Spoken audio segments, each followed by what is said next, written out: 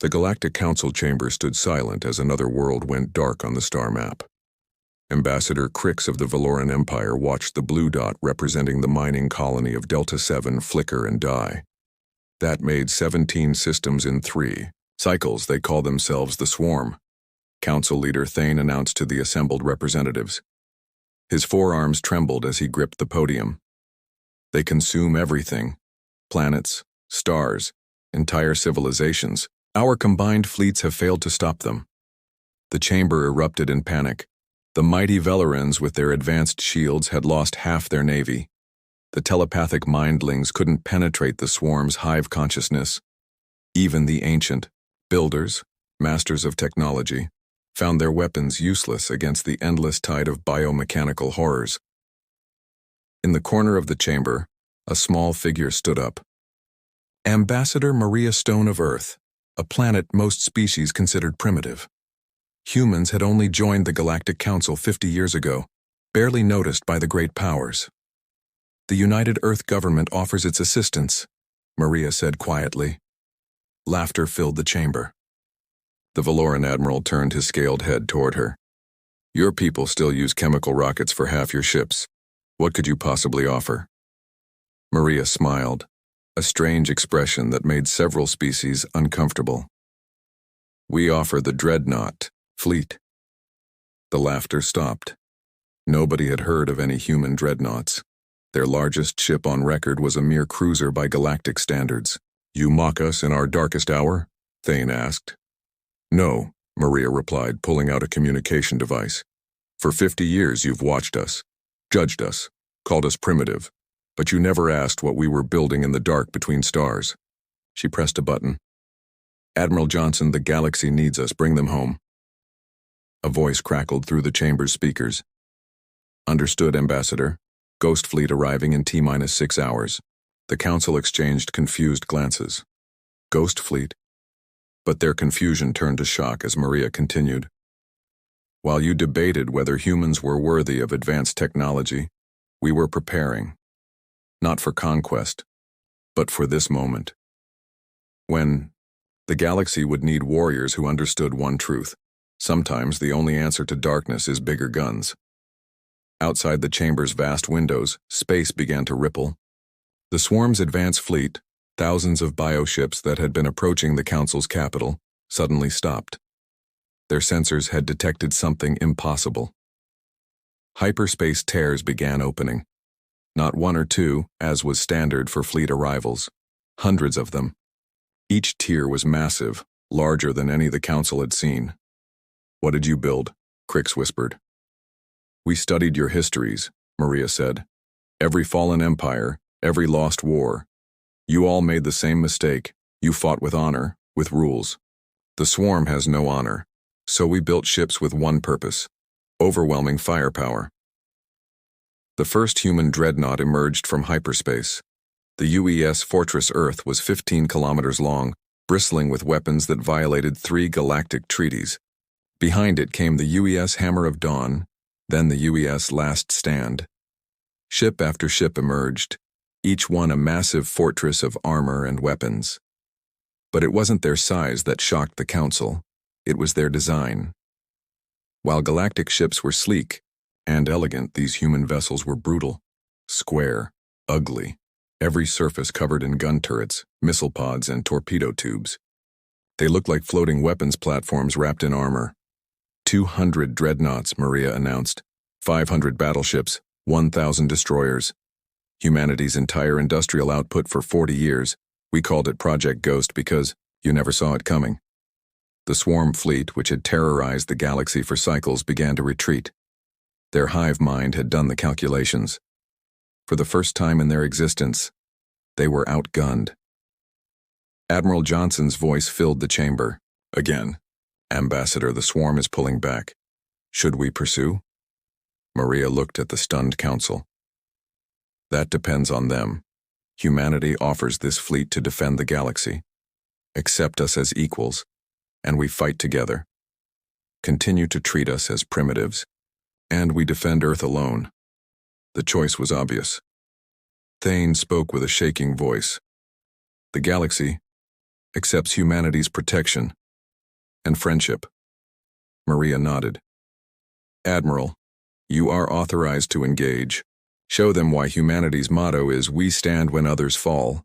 Space lit up with the light of 10,000 human weapons firing at once. The swarm's retreat became a rout.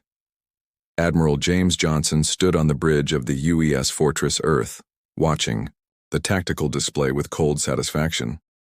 The swarm's bioships were fast, but they'd made a critical error. They'd assumed human ships would fight like the rest of the galaxy. "Sir, the swarm is forming attack pattern Delta 9, reported Captain Lisa Walker from her station. "They're going to try to flank us." Johnson almost smiled. "Let them try. All ships execute formation anvil. Let's show these bugs what happens when you corner a human." The massive Dreadnought fleet began to move. Unlike the graceful maneuvers of other galactic fleets, human ships moved with brutal efficiency. They didn't dance through space. They marched through it like ancient armies. On the Galactic Council station, representatives watched in awe and horror. The Valoran Admiral, Crix, couldn't comprehend what he was seeing. "They're not even trying to dodge incoming fire. Are they insane?" Ambassador Stone shook her head. "No. They just have different priorities.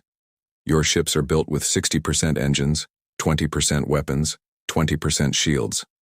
Ours are 10% engines, 20% weapons, and 70% armor." 70%? Thane gasped. "How do they even move?" "Slowly," Maria admitted. "But they don't need to be fast. They just need to survive long enough to kill everything." The swarm's bioplasma weapons, which had melted through the strongest shields in the galaxy, splashed harmlessly against human armor. The Dreadnoughts' hulls were made of a composite that humans called Titanium X, a material so dense that producing it required strip mining entire asteroids. Johnson watched as the swarm's confidence turned to confusion. Their weapons, evolved over millennia to pierce energy shields, couldn't penetrate simple brute force armor. "All batteries, target their command nodes. Fire." The space around the human fleet turned white. Thousands of nuclear missiles launched simultaneously, followed by streams of depleted uranium rounds from massive railguns. The humans hadn't bothered with elegant plasma weapons or sophisticated energy beams. They used kinetic force and atomic fire, primitive by galactic standards but horrifyingly effective. The first swarm command ship took 17 direct nuclear hits. Its bioarmor, designed to regenerate from energy weapon damage, simply vaporized. The creature's death scream echoed through the psychic realm, causing every telepath in 3 systems to clutch their heads in pain. "Admiral," Captain Walker reported, "the Velerans are requesting permission to join the battle." Johnson considered for a moment. "Tell them to maintain defensive positions around civilian evacuation routes. This is our kind of fight." What followed wasn't a battle. It was systematic destruction. The human fleet advanced in a wall of steel and fire. They didn't pursue fleeing enemies or engage in complex maneuvers. They simply moved forward, destroying everything in their path. The swarm tried to adapt. They sent in their smallest, fastest units to overwhelm point defenses. But humans had learned from Earth's history. Every ship bristled with close-in weapon systems, primitive projectile weapons that filled space with walls of lead. The small biofighters were shredded before they could close distance. Then came the revelation that truly shocked the galaxy. As a massive swarm dreadnought equivalent emerged from behind a moon, Admiral Johnson gave a simple order. "Deploy the Ice-Debar nuclear rain." Missile pods on 50 human ships opened simultaneously. Each pod contained 100 tactical nuclear warheads. 5,000 atomic weapons streaked toward the swarm dreadnought. The creature, the size of a small city, tried to flee, but nuclear weapons didn't need to be accurate. They just needed to be close. The detonations were visible from 3 star systems away. When the light faded, nothing remained but radioactive gas. Back on the council station, representatives sat in stunned silence. The gentle mindlings were horrified. Such violence, such brutality. Maria turned to them. The swarm consumed 17 civilizations, billions of sentient beings. Sometimes brutality is mercy. It ends the suffering quickly. The battle, if it could be called that, lasted 6 hours. The swarm lost 3,000 ships. Humanity lost paint and some armor plating. As the enemy fled toward deep space, Johnson opened a channel to all galactic frequencies. "This is Admiral Johnson of the human Dreadnought fleet. The swarm has been given one lesson today. We have plenty more to teach. Any species, any threat, any enemy of peaceful civilizations, know this. Humanity stands guard, and we don't blink, so." Galaxy had cried for help, and humanity had answered with nuclear fire and iron will. 3 days after the first battle, the Galaxy watched humanity do something unprecedented. Instead of celebrating their victory or demanding rewards, the human fleet began fortifying. Admiral Johnson deployed his dreadnoughts in defensive formations around key worlds while smaller ships started laying minefields. "You're expecting them to return," Council Leader Thane observed during a strategy meeting. "They're not gone," Johnson replied over the communication link. "We bloodied their nose, but the swarm doesn't give up, they adapt. They'll be back with new tactics." The Valoran Admiral Crix scoffed.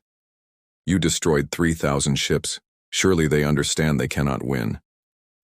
Captain Walker, standing beside Johnson on the screen, shook her head.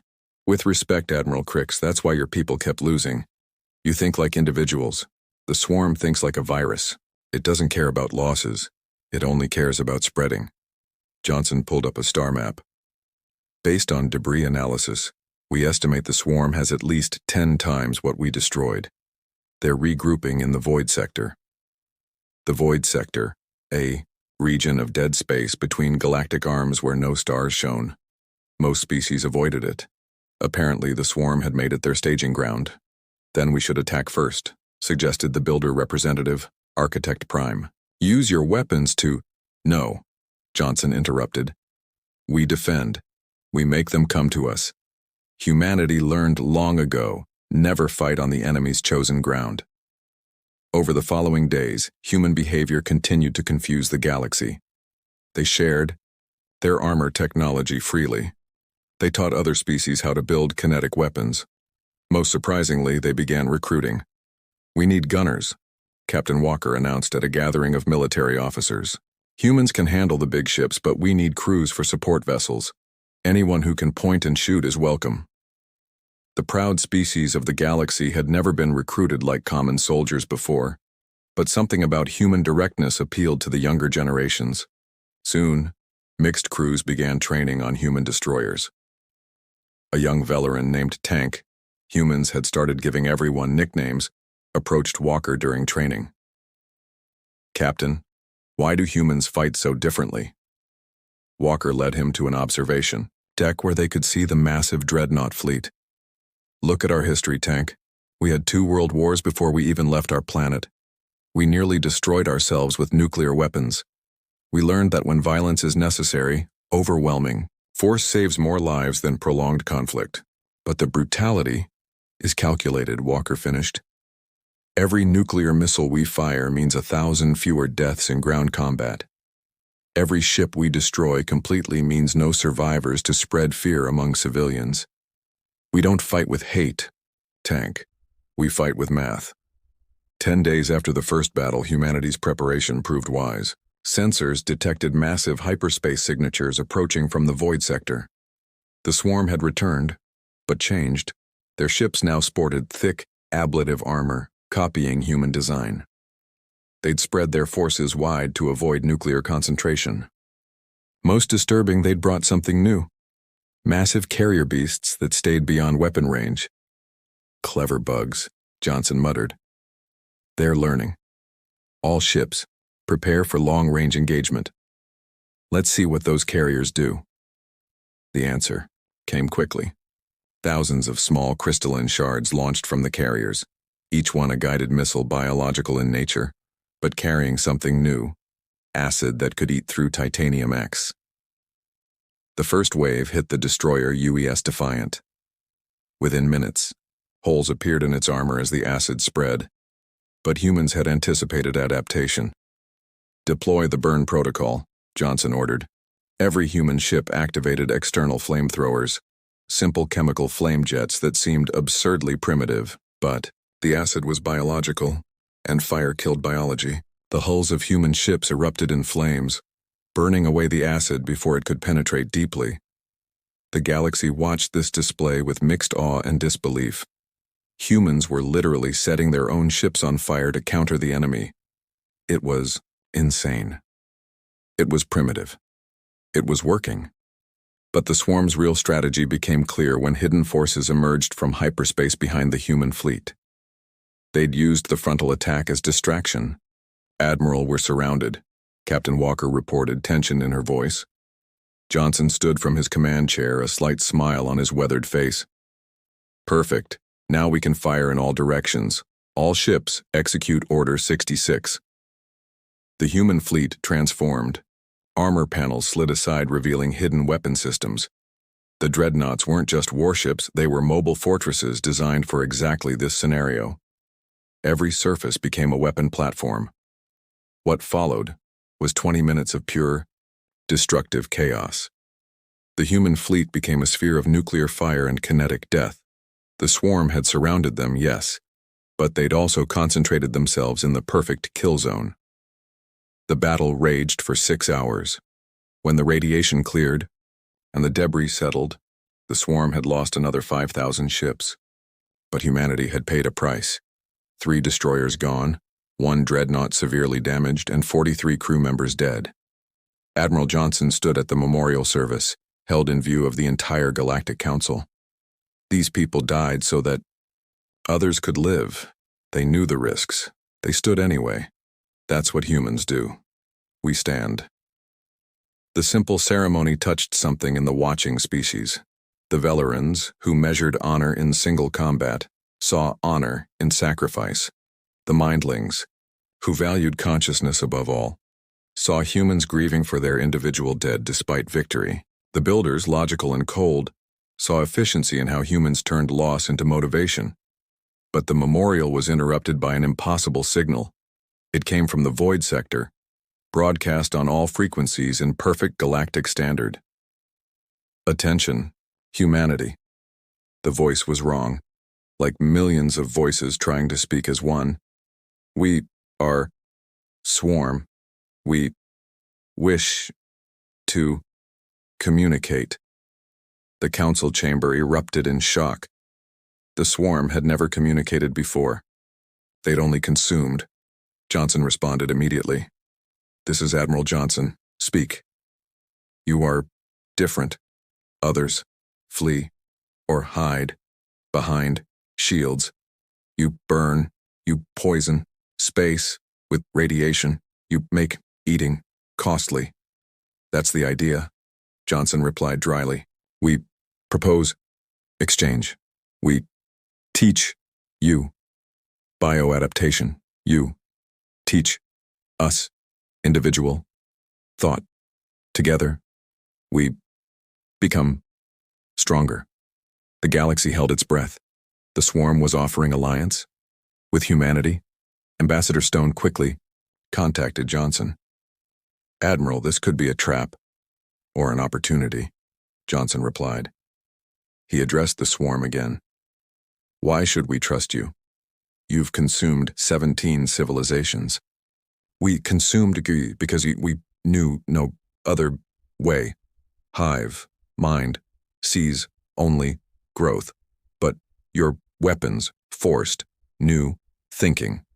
Individual units felt fear, fear created questions, questions created choice. Captain Walker whispered to Johnson, Sir, if they're developing individual consciousness. Johnson nodded. Send 1 ship, 1 representative. We'll meet in neutral space. What emerged from hyperspace 3 hours later shocked everyone. The swarm ship was small, organic, and somehow vulnerable looking. It docked with the human dreadnought, and out came something unprecedented. A single swarm drone, separated from the hive mind. The creature was insectoid, standing 3 meters tall, with crystalline armor and forearms. But its eyes, compound and multifaceted, showed something new. Curiosity. I am one, it said, the voice struggling with individuality. First, to choose separation. Painful, but necessary. You, humans, infected us with your concept, independence. Johnson faced the creature without fear. What do you offer? One gestured to its own body. Bioarmor, that adapts, healing, that requires no medicine, ships, that grow, not built. In exchange, we need teaching. How to be individuals. How to choose, not consume. The negotiation lasted days. The galaxy watched in disbelief as humanity's admiral sat across from their greatest enemy, discussing terms like old friends. But the real shock came when Johnson made a proposal. Your hive mind is breaking down, he observed. Individual thoughts are causing chaos. You need structure, government, laws. Yes, one agreed. We need what you call civilization. Then we offer this. The swarm joins the Galactic Council as a member species. Humanity will sponsor you, teach you. In exchange, you share your biotechnology and help us defend against future threats. The council representatives were horrified. The Valorans demanded blood justice. The Mindlings couldn't comprehend forgiveness for genocide. But Maria Stone stood firm. This is humanity's way, she announced. We fought Rome, then became Romans. We fought the Mongols, then traded with them. We fought each other in world wars, then built the United Nations. Every enemy can become an ally if you're strong enough to offer mercy from a position of power. One did something unprecedented then. It knelt, a gesture it had learned from observing humans. The swarm, I accept. We will learn. We will grow. We will choose to be better. And so the galaxy witnessed something impossible. The greatest threat they'd ever faced became humanity's first convert to their philosophy. Stand strong enough that your enemies become friends. 6 months had passed since the alliance. The galaxy had changed in ways no one could have predicted.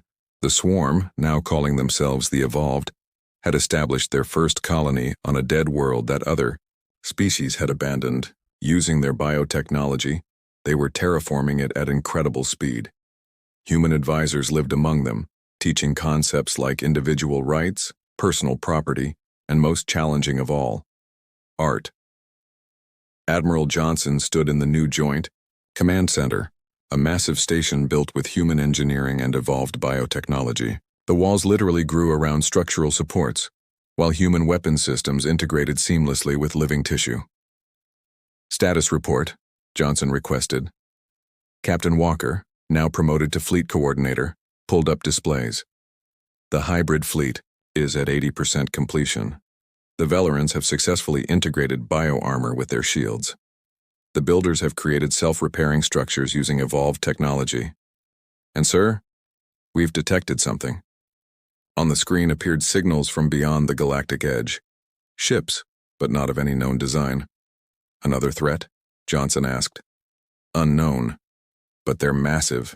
Each signature suggests ships the size of small moons. Before anyone could respond, one entered the command center. The former drone had changed dramatically. It now wore clothing, a simple uniform designed by humans. Its movements were individual, purposeful, no longer the eerie synchronization of the hive mind. Admiral, one said, its voice now singular and clear. My people sensed something in those signals. Death, but not aggressive death, fearful death. Those ships are running from something. Johnson made a decision. Open a communication channel, all frequencies. Unknown vessels, this is Admiral Johnson of the United Galactic Fleet. You are approaching protected space. State your intentions. The response came in broken, desperate tones. Please, help. We are the last fleet of the Andromeda Galaxy. Behind us comes the void. It consumes not just life but space itself. We have run for 1,000 years. We have nowhere left to go. The command center fell silent. A threat that could consume space itself? The Andromeda Galaxy was 3 times larger than the Milky Way. If something had consumed it— How long before this void arrives? Johnson asked. Perhaps 1 year, maybe less. It accelerates as it feeds. Council Leader Thane's hologram appeared. Admiral, the Council is in panic. A threat that consumed an entire galaxy? We should evacuate, flee to another— No, Johnson interrupted. We stand and fight. Against something that eats space itself? That's impossible. Johnson turned to face all the assembled representatives, both present and holographic. 6 months ago, fighting the swarm was impossible. A year ago, humans being relevant was impossible. Today, our former enemies grow gardens and paint pictures. Impossible is just another word for hasn't been done yet. He began issuing orders with the confidence that had saved the galaxy once before. 1. Can your people adapt to survive in collapsed space? One's compound eyes glittered. With time, perhaps. The hive memory contains knowledge of dimensional adaptation. Builders, can you construct weapons that affect space-time? Architect, Prime calculated rapidly. Theoretically, with human nuclear power sources and evolved biocomputers, maybe. Velerans, your shields, can they be inverted to contain rather than repel? Admiral Crick straightened. An interesting challenge. We accept. Mindlings, we need you to establish psychic communication networks that work regardless of physical space. The gentle telepaths nodded. We will bind minds across dimensions if needed. Johnson looked at each species, then at humanity's own representatives. We have 1 year to turn this galaxy into a fortress, not of walls and weapons, but of unity. The void consumed Andromeda because they faced it divided. We face it together. Over the following months, the galaxy transformed. Human industrial might combined with builder precision. Evolved bioships merged with Veleran shield technology. Mindling telepathy coordinated efforts across thousands of systems. The refugee fleet from Andromeda, 12 massive arc ships carrying the survivors of hundreds of species, were welcomed and integrated. Their knowledge of the void proved invaluable. It's not malevolent, their lead scientist, a crystalline being named Sage, explained. It's more like entropy given form. It seeks to return everything to nothing, order to chaos, matter to void. Then we give it the opposite, Johnson declared. We create so much order, so much structure, so much stubborn refusal to stop existing that it chokes on us. The plan was insane by any measure. Instead of fighting the void directly, they would create a barrier of pure existence. Planets linked by bio-neural networks, stars connected by psychic chains, space itself reinforced by overlapping shield harmonics. When the void finally arrived, it met something unprecedented in its billion-year existence, a galaxy that refused to be consumed. The darkness pressed against the borders of the Milky Way like a living thing. Where it touched, stars flickered and died. But then something extraordinary happened. The dead stars reignited, fed by energy transferred from the living network. The consumed space reformed, held in place by the collective will of trillion beings refusing to surrender. It's working, Walker shouted from her station. The void is slowing. But Johnson knew it wasn't enough. Slowing wasn't stopping. They needed something more. 1, he said quietly. Can the evolved do something that's never been asked before? Can you evolve not individually, but as a unified force? Become something that exists specifically to oppose entropy? One's form began to shift. Yes. The swarm was consumption. The evolved were growth. Now we become the eternal, that which preserves. Across the galaxy, every evolved being began to transform. Their bioships merged into vast networks. Their bodies became conduits for existence itself. They became antibodies to the void. The battle, if it could be called that, lasted 100 days. The galaxy burned with the light of defiance. Humanity's dreadnoughts fired weapons that stabilized space. Valoran shields contained collapsing dimensions. Builder. Constructs created matter from nothing. Mindling thoughts held reality together through pure will. And at the center of it all, Admiral Johnson stood on his bridge, coordinating the impossible. The farm boy from Earth who had joined the Navy for a steady paycheck was now commanding the defense of existence itself. On the 100th day, something unprecedented happened. The void retreated. Not destroyed, it couldn't be destroyed. But it had learned something that violated its very nature. Some things refused to return to nothing. As the darkness pulled back beyond the galactic edge, a message formed in the cosmic. Background radiation, not words, but a concept that every sentient being understood. You are marked. You cannot be consumed. You are the eternal galaxy. The celebration lasted weeks. But in a quiet moment, Johnson found himself standing with one, Walker, Stone, and the other leaders who had made the impossible possible. "What now?" Thane asked. "We've defeated the greatest threat existence has ever known." Johnson smiled. The same smile humanity had worn when they first stood upright, when they first reached for the stars, when they first chose to help instead of conquer. Now, we get ready for the next impossible thing. Because that's what this galaxy does now. We stand together, we face the impossible, and we win. One, speaking for all the evolved, added something profound. The swarm came to consume. Humanity came to protect. Together we became something greater. We became hope. The galaxy had cried for help, humanity had answered. But in the end, it wasn't human dreadnoughts that saved everyone. It was the human idea that enemies could become allies, that impossible was just a challenge, and that standing together was always stronger than standing alone. As the united fleet dispersed back to their worlds, children of 100 species played games of humans and heroes. The brutal dreadnoughts became symbols not of war but of protection. Earth, the little primitive planet that nobody had taken seriously, became the spiritual center of a galaxy that had learned the most human lesson of all. When you're strong enough to destroy everything, you become strong enough to save everyone, and somewhere in the void between galaxies, other threats and other civilizations took note. The Milky Way was protected. Humanity stood guard. The galaxy would never cry alone again.